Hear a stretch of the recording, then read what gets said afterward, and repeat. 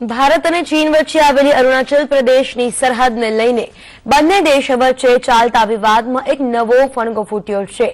ચીનના એક ભૂતપૂર્વ રાજદૂતે આ મુદ્દે એક વિવાદિત નિવેદન આપ્યું છે અને કહ્યું છે કે ભારત તેનો ત્વાંગ પ્રદેશ ચીનને સોંપી દે.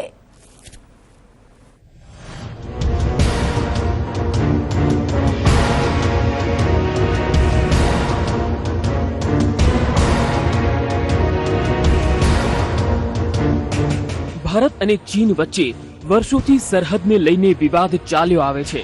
તેને ઉકેલવાના અનેકવાર પ્રયત્નો પણ થતા રહે છે, પણ ચીનની બેધારી નીતિને કારણે તે શક્ય નથી બની શકતું. ત્યારે હવે ચીનના એક ભૂતપૂર્વ રાજદૂતે કંઈક અજીબો ગરીબ સલાહ આપીને વિવાદ છેડ્યો છે. ચીનના રાજદૂત ડાઈ બિંગ્યુએ કહ્યું છે કે ભારતના અરુણાચલ પ્રદેશમાં આવેલો તવાંગ પ્રદેશ ચીનને સોંપી દે. જો આમ થાય તો સરહદને લઈને ચાલી રહેલા વિવાદને ઉકેલી શકાય. તેમણે આ વાત ચાઇના ઇન્ડિયા ડાયલોગ મેગેઝિન સાથે કરેલી વાતચીતમાં કહી. જો કે ભારતના પ્રતિનિધિઓએ આ પ્રસ્તાવને નકારી કાઢ્યો છે. તેમણે કહ્યું છે કે આ વાત શક્ય નથી. આ magazine China international publishing group તરફથી પ્રકાશિત કરવામાં આવશે.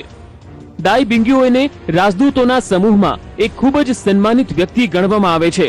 તેઓ 2013માં નિવૃત્ત થયા હતા. એ પહેલા 2003 થી 2013 દરમિયાન ભારત સાથે થયેલા વાર્તાલાપના 15 રાઉન્ડમાં તેઓ ચીનના મુખ્ય પ્રતિનિધિ રહી ચૂક્યા છે.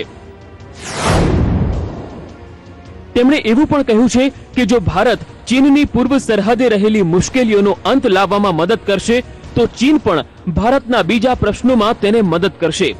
તેમણે કહ્યું કે કોલોનિયલ બ્રિટિશ સરકારે બીજિંગના તાઇવાન પરના દાવાને યોગ્ય ગણાવ્યો હતો. બીજી તરફ સૂત્રો કહી રહ્યા છે કે આ પ્રકારનું આટલું મોટું નિવેદન ચીનની સત્તાધારી કોમ્યુનિસ્ટ પાર્ટીના ટોચના નેતાઓની સલાહ વિના આપવું શક્ય જ નથી. અરુણાચલ પ્રદેશમાં આવેલું તવાંગ એ તવાંગ મઠનું ઘર છે, જે તિબેટીયનો અને ભારતીય બૌદ્ધ ધર્મીઓ માટે એક પૂજનીય સ્થળ છે. આખા વિવાદ પર નજર કરીએ તો 1962ના ભારત ચીન યુદ્ધ પહેલા ચીને પશ્ચિમની સરહદ પર ભારત પાસે છૂટની માંગ કરી હતી. ત્યારબાદ 1980માં ચીને કહ્યું કે ભારત જો પૂર્વની સરહદ પર ચીનને સાથ આપે તો તે પશ્ચિમની સરહદ પર ભારતને સાથ આપશે. 1985માં ચીને પોતાની માંગણીઓ સ્પષ્ટ કરી. તેણે અરુણાચલ પ્રદેશનો તવાંગ વિસ્તાર આપી દેવા ભારત સામે માંગ મૂકી. ભારત માટે આ માંગણી સ્વીકારવી અશક્ય હતી, કેમ કે 1950થી દર વખતે સંસદમાં આ વિસ્તારનો કોઈ ને કોઈ પ્રતિનિધિ હોય છે. આ ઉપરાંત સુપ્રીમ કોર્ટે 1956માં એક કેસના ચુકાદામાં પણ કહ્યું હતું કે ભારત પોતાનો કોઈ પ્રદેશ બંધારણમાં સુધારો કર્યા વગર બીજા દેશને આપી શકે નહીં. દાઈનું કહેવું છે કે તવાંગ એ તિબેટીયન સંસ્કૃતિની પૃષ્ઠભૂમિકા અને પ્રશાસનિક અધિકાર ક્ષેત્ર ધરાવે છે. તેના કારણે તેને ચીનથી અલગ ન કરી શકાય. ભારત અને ચીન સાથે જોડાયેલા પ્રશ્નો આજે પણ ઉકેલાયા નથી. ત્યારે દાઈની વાતને ગંભીરતાથી એટલા માટે લેવામાં આવી રહી છે કેમ કે તે ચીનની સરકારની ખૂબ નજીક છે.